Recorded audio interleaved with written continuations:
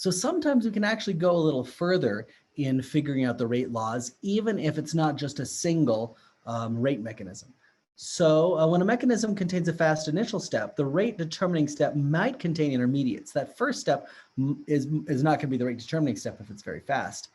When a previous step is rapid and reaches equilibrium, and then the forward and reverse rates are equal. So if you have one reaction happening, and it's just waiting for the next reaction to occur, then that reaction will actually reach an equilibrium where the rates of the forward and the backward are equal. So those will have equal rates. It'll reach a dynamic equilibrium while it's waiting for the chance for the second reaction to happen. So the concentrations of the product, reactants and products of the step are related, and if the product's an intermediate, so we can substitute into the rate law of the rate determining step and get a rate law that's in terms of just the reactants. So here's an example of how one would do this. So ozone naturally decomposes to oxygen by this reaction.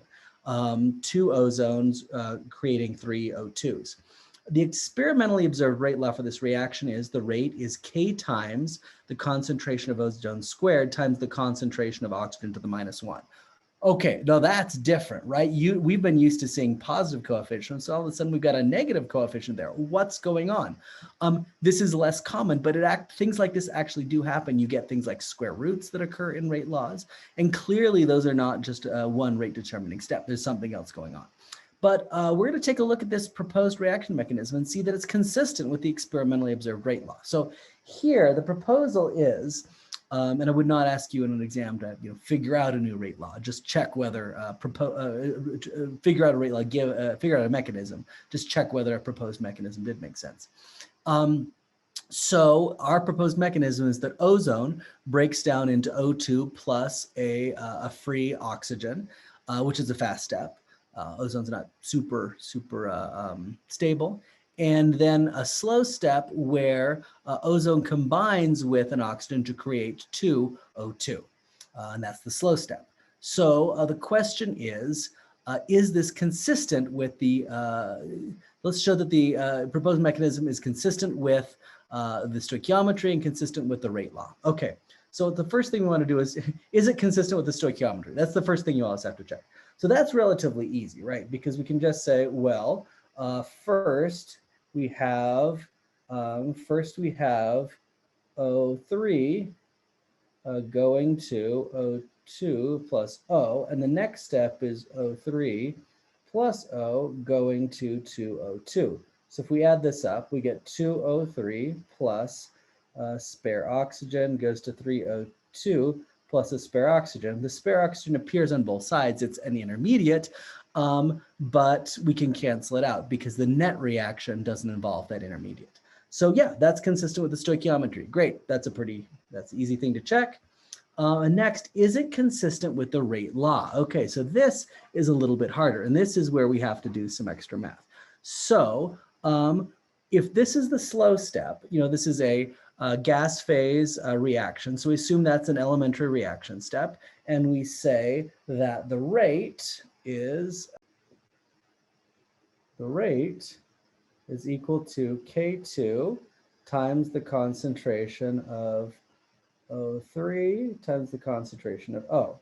Now this is not a rate law because it's written in, we've got this intermediate that doesn't appear on any side. We can't measure the concentration of the free oxygen radical, or maybe we could, but it'd be really hard because there's very little of it at any given time.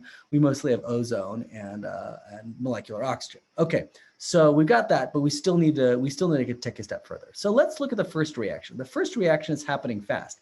It's going forward and backwards, and the reaction keeps happening until you reach a dynamic equilibrium concentration of ozone, O2, and oxygen. So we say that rate forward, and important, this is the rate of just this step. This is the overall rate. And now we're just looking at the rate of the first fast step. The rate forward equals rate reverse.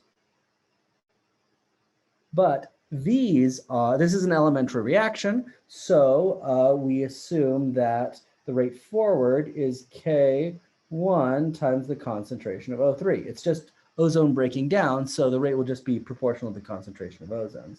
And that is equal to the rate in reverse. That's a bimolecular reaction, so its rate is K minus 1 concentration of O2 times concentration of O.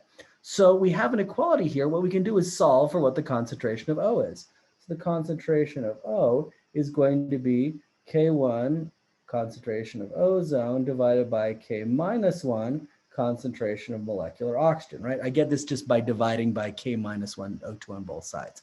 Okay, now we can plug that in to the overall rate law, right? So we get rate is equal to K2 times ozone concentration times K1 ozone concentration over K minus 1 oxygen concentration. And so that is K2 times K1 divided by K minus 1.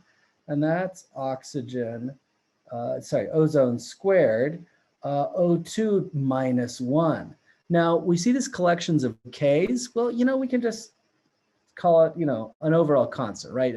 In practice, we might not actually be able to figure out any of those individual ones, but 3 concentrations multiplied together, 3 constant multiplied together still is constant. So we've got O2 minus 1, and that is the rate law we started out with. That's the rate law that was observed. It is consistent with this mechanism. Now, can we prove this is the mechanism? Not really, but we can show that it is consistent, that this mechanism is not ruled out. So, if you take a reaction kinetics class, which you will in chemical engineering a couple of years down the road, you'll explore these sorts of problems in a lot more detail. So yeah, so that is how one can validate a mechanics